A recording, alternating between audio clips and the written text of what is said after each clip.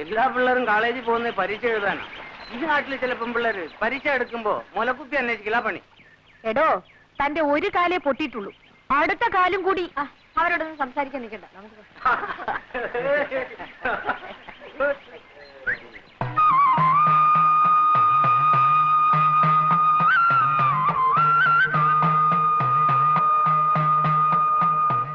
ശോഭേ, നാട്ടിൽ വന്നിട്ട് നീ എന്നെ തിരക്കിയതും കൂടി ഇല്ലല്ലോ. പരീക്ഷയ്ക്ക് എങ്ങനെ എഴുതിയിടാ? തിരക്കേടില്ല. ശോഭേ, വരൂ കുട്ടി, നിൽക്കാൻ നേരമില്ല. എന്നാ ഞാൻ വരട്ടെ. ആ കുട്ടിയായിട്ട് വലിയ ചങ്ങാത്തൊന്നും വേണ്ട, അതിനോട് മിണ്ടിയാ മതി, നിനക്കൂടെ ചീത്തപ്പേരാ. വരൂ.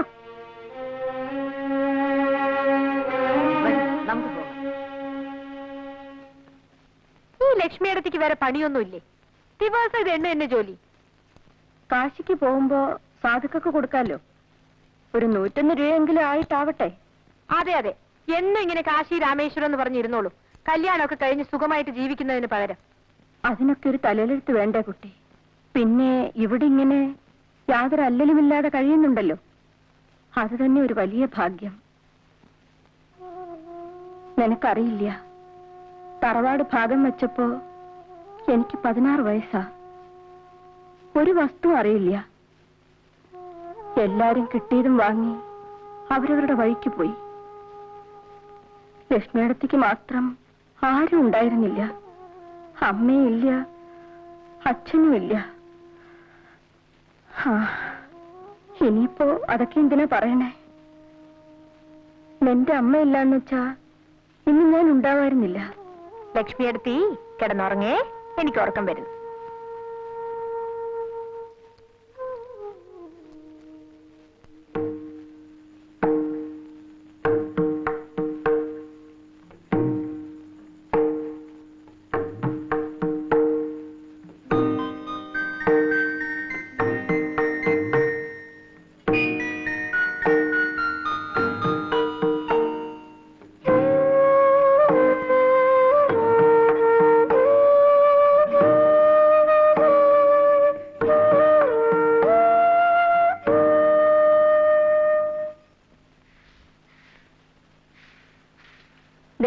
അരി തീരാറായിരിക്കണോ? ഏട്ടന്റെ അടുത്തേക്ക് ഒന്നുകൂടെ ആളയക്കാം. ഏട്ടൻ എന്തോ വാശിയില്ല, 2-3 വട്ടം ആളയച്ചതല്ലേ. അമ്മാവരെന്തിനാ ഇക്കാര്യത്തിൽ വാശി പിടിക്കുന്നത്? നമ്മുടെ കൃഷി എന്നുള്ളത് നമുക്കല്ലാതെ പിന്നെ ആർക്കാ? തരാൻ പറയണമ്മേ. നിന്നോട് ചോദിച്ചില്ല. കുട്ടികളെ പോലെ സംസാരിച്ചാ മതി കേട്ടോ. എന്റെ ഗുരുവായൂരപ്പ, ഏട്ടൻ ഇങ്ങനെ തുടങ്ങിയാ നമ്മൾ എന്താ ചെയ്യാ? പുള്ളിക്കാരൻ ലീവ് കിട്ടാതെ നിന്ന് കുഴയായിരുന്നു. അവസാനം ഞാൻ അങ്ങ് പൊക്കിയെടുത്തോണ്ട് പോന്നു. ഇതാണോ ക്യാപ്റ്റൻ? ഇച്ചിരി കൊമ്പമീശ കൂടി ആകാമായിരുന്നു. നോക്ക്, അമ്മാവുണ്ട്. വാ. പണ്ടത്തെ കാലത്ത് മിലിറ്ററി എന്ന് പറഞ്ഞാൽ പേടിയാ. മിലിറ്ററിക്കാരന്റെ കൂടെ പെണ്ണിനെ അയക്കില്ല. അന്നൊക്കെ ഒരു പട്ടാളക്കാരന്റെ ജാതകം കൊണ്ട് കൊള്ളാവുന്ന ഒരു തറവാട്ടിൽ കയറി ചെല്ലാൻ ഞാൻ പേടിച്ചിട്ടുണ്ട്. ഇപ്പൊ പിന്നെ അല്ല, അവിടത്തേക്ക് അറിയാവുന്ന കാര്യം തന്നെയാണല്ലോ. IAS, ഡോക്ടർ, മിലിറ്ററി ഓഫീസർ, ഇതൊക്കെ കഴിഞ്ഞ ബാക്കിയുള്ളവർക്കൊക്കെ ഡിമാൻഡ് ഉള്ളു. ഇതാ കുട്ടി. ഈ ഒരു കല്യാണവും കൂടി അങ്ങ് നടന്നാൽ ഇവിടത്തേക്ക് ഇനി മരുമോളുകെട്ടിയായിട്ട് വേറെ ആരുമില്ല. എന്താ? അതെ. ഞാനിപ്പോ വരാം.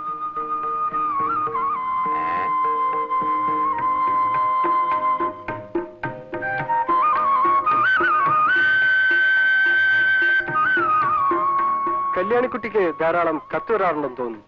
മുമ്പൊക്കെ വെക്കേഷനിൽ വീട്ടിൽ വന്നാൽ കത്തിന്റെ ബഹളമായിരുന്നു. ഇപ്പൊ ഫ്രണ്ട്സിനെല്ലാം എനിക്ക് എഴുതാൻ പേടിയാ. പിന്നെ ചിലരൊക്കെ എഴുതും. കുട്ടിക്ക് അത്തയക്കാൻ ഫ്രണ്ട്സ് എന്തിനാ പേടിക്കുന്നത്? അതങ്ങനാ. അതെന്താ അങ്ങനെ? ഒന്നും പറയണ്ട. ഞാനൊരാളുമായി അല്പം ഇഷ്ടത്തിലായി. അപ്പോഴേക്കും ലോകം മുഴുവൻ എതിരായി. ഞാനെല്ലാം കേട്ടു. ഓ, അതിലൊന്നും കാര്യമില്ല. ഒരു പെൺകുട്ടിക്ക് ഒരാണിനോട് ദേഷ്യമാണെന്ന് പറഞ്ഞു എല്ലാവർക്കും സന്തോഷം. അതെ. അതേസമയം ഒരു പെണ്ണ് ആണിനോട് ഇഷ്ടമാണെന്ന് പറഞ്ഞാൽ എല്ലാവർക്കും സംസാരിക്കാൻ വിഷയമായി. അവിടെ ഭയങ്കര ക്രൈം ചെയ്തു പോലെ. എന്താ ശരിയല്ലേ? ഏതായാലും ഞാൻ തെറ്റുകാരിയായിപ്പോയി. ഇനി അത് മാറ്റിയെടുക്കണമെങ്കിൽ പ്രഭു തന്നെ കല്യാണം കഴിച്ചാലേ ഒക്കൂ. ആരാണി പ്രഭു? അറിയില്ലേ, എന്റെ കാമുകൻ. നിങ്ങൾ തമ്മിൽ ഇപ്പോഴും കത്തെഴുതാറുണ്ട്? അങ്ങോട്ടുണ്ട്, മറുപടി കിട്ടിയിട്ടില്ല. വന്നേ, അയാൾ വേറെ പെമ്പിള്ളേരെ വേറെ പോയി കാണും എന്ന് തന്നെയാ എനിക്കും തോന്നുന്നത്. ആളൊരു... എനിക്കൊന്നും കേൾക്കണ്ട. എനിക്കറിയേണ്ടത് കല്യാണിക്കുട്ടിക്ക് എന്നെ ഇഷ്ടമായോ എന്ന് മാത്രമാണ്. ഇഷ്ടക്കേടൊന്നുമില്ല, പക്ഷേ നിങ്ങൾ ഏത് തരക്കാരനാണെന്ന് അറിഞ്ഞില്ലല്ലോ ഇതുവരെ. മനസ്സിലായില്ല. മദ്യപിക്കുമോ, സിഗരറ്റ് വലിക്കുമോ, മറ്റു ചില പെൺകുട്ടികളായിട്ട് എന്തെങ്കിലും ഇടപാടുണ്ടോ, അങ്ങനെ എന്തെല്ലാം അറിയാനുണ്ട്. ഇതൊന്നുമില്ല. ഒരുപക്ഷെ മദ്യപിക്കാത്ത ഒരേ ഒരു മിലിറ്ററി ഓഫീസർ ആയിരിക്കും ഞാൻ. അതുപോലെ സ്മോക്കിംഗ്.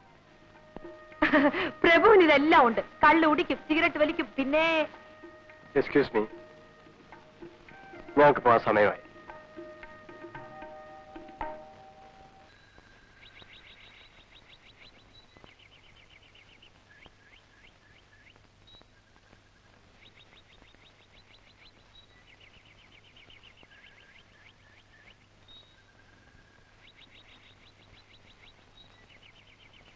ഇനി ആരും ഈ കാര്യവും പറഞ്ഞ് എന്നെ ബുദ്ധിമുട്ടിക്കാൻ നിൽക്കണ്ട.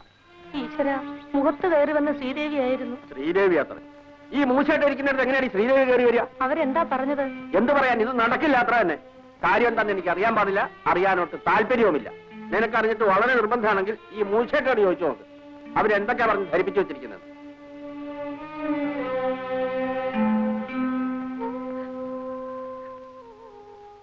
എന്റെ കഴുത്തിൽ താലി കണ്ടിട്ട് കണ്ണടയ്ക്കാൻ എനിക്ക് പറ്റില്ലേ മോളെ? അമ്മേ, ഞാൻ രോഗി.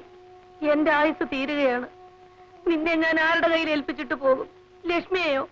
അമ്മ വെറുതെ പരിഭ്രമിക്കാതിരിക്കൂ. അതിന് തക്കവണ്ണം ഇവിടെ ഒന്നും ഉണ്ടായില്ലല്ലോ, ഇല്ലേ? അമ്മേ, എനിക്ക് മിലിറ്ററിക്കാരനെ കല്യാണം കഴിക്കാൻ ഇഷ്ടമല്ലമ്മേ. അതെന്താ? അല്ലെങ്കിൽ ഈ തറവാട്ടിന് എന്തോ ശാപം കിട്ടിയിട്ടുണ്ട്. ഈ തറവാട്ടിലെ പെണ്ണുങ്ങൾക്കൊന്നും ഭർത്താക്കന്മാർ വാഴൂല. അമ്മയ്ക്ക് എന്നെ കിട്ടി, അച്ഛൻ മരിച്ചുപോയി. ലക്ഷ്മിയടത്തേക്കാണെങ്കിലോ അങ്ങനെ ഒരു ബന്ധമേ ഉണ്ടായില്ല. പിന്നെ വല്ല യുദ്ധവും വന്ന് എന്റെ മിലിറ്ററിക്കാരൻ ഭർത്താവ് അങ്ങ് മരിച്ചുപോയാലോ? പിന്നെ പിന്നെ അമ്മ വെറുതെ വിഷമിക്കാതിരിക്കും. അമ്മ ഒന്ന് കിടക്കും. വരൂ അമ്മേ, വാ.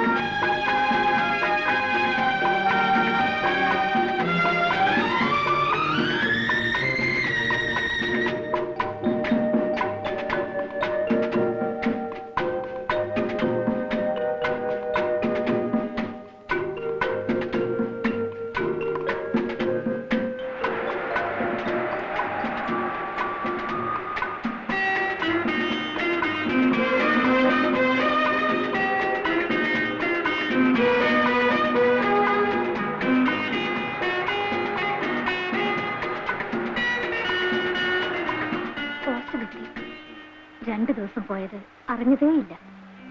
It was so nice.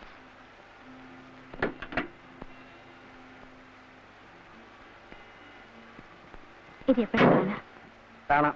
എപ്പോ വിളിക്കും? വിളിക്കാം.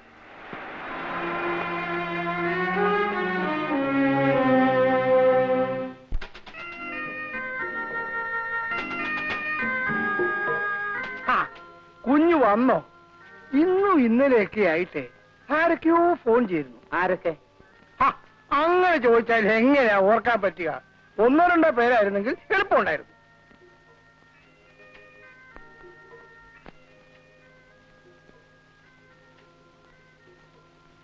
ഹോട്ടൽ ബില്ലായിരിക്കും.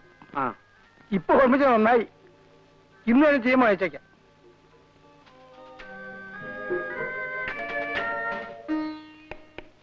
വളരെയധികം സംസാരിക്കണമെന്നുണ്ട്. അതിനുവേണ്ടി ഞാൻ അവിടേക്ക്, അതായത് കല്യാണിക്കുട്ടിയുടെ നാട്ടിലേക്ക് വരുന്നു. ആഭാസനായി എനിക്ക് വീട്ടിൽ വരാൻ പറ്റില്ലല്ലോ. 23-ാം തീയതി ഉച്ചയ്ക്ക് മുമ്പ് എന്നെ വന്ന് കാണുമോ? കല്യാണിക്കുട്ടി,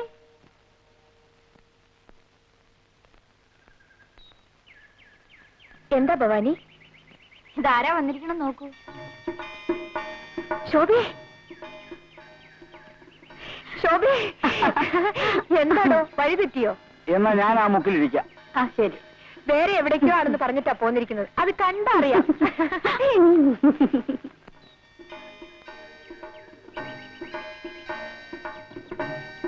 കളി കളയൂ കുട്ടി. നീ ആ മനുഷ്യനെ മറക്കണം.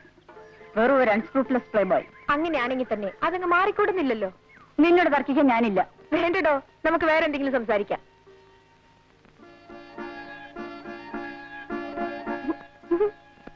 നിന്റെ ഗുണത്തിന് വേണ്ടിയിട്ടാണ് പറയുന്നത്. വേണ്ടടോ, കല്യാണി രക്ഷിക്കാൻ കല്യാണിക്കറിയാം. ചുമ്മാ ഇരിക്കടോ.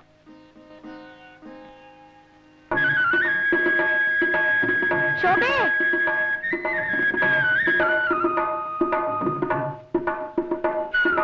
നിനക്കെന്നോട് പിണക്കൊന്നുമില്ലല്ലോ? ഞാൻ പോട്ടെ. ആ,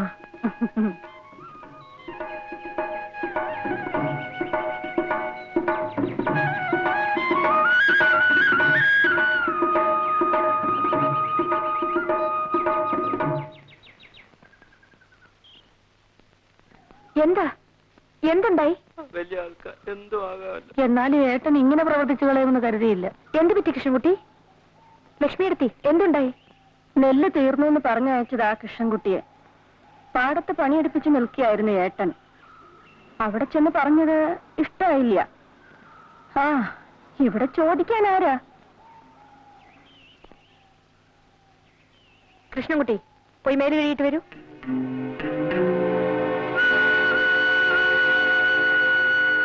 അമ്മാവാജിമാവൊന്നും നീ വിളിക്കണ്ട. വന്ന കാര്യം എന്ന് വെച്ചാ പറഞ്ഞു തൊളിച്ചിട്ട് പൊക്കോ. കാര്യം പറയുന്നതിന് മുമ്പ് അമ്മാവൻ ഇങ്ങനെ ദേഷ്യപ്പെടുന്ന എന്തിനാ? നെല്ലിന്റെ കാര്യം ചോദിക്കാനായിരിക്കും. അതുകൊണ്ട് എന്നാ കേട്ടോളൂ.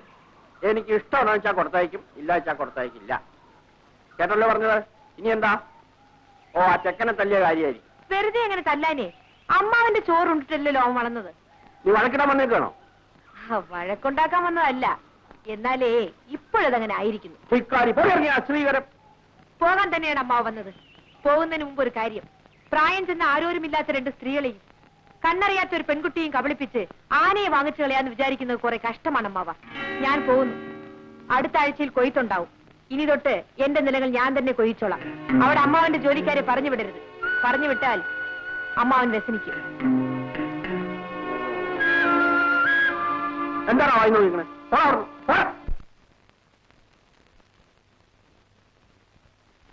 ശോഭേ, ഇവളെവിടെ പോയി കിടക്കുക? ശോഭേ, ശോഭേ, ആഹാ, നീ ഇവിടെ ഇരിക്കുകയാണോ? ഈ വിളിച്ച് വിളിയൊക്കെ കേട്ടിട്ട് നീ ഇവിടെ ഇരിക്കുകയാണല്ലേ? ദേ, അച്ഛൻ വിളിക്കണോ? അച്ഛന് വെറുതെ ചുണ്ട് പിടിപ്പിക്കണ്ട മോളെ. അച്ഛന്റെ സ്വഭാവം നിനക്കറിയില്ലേ?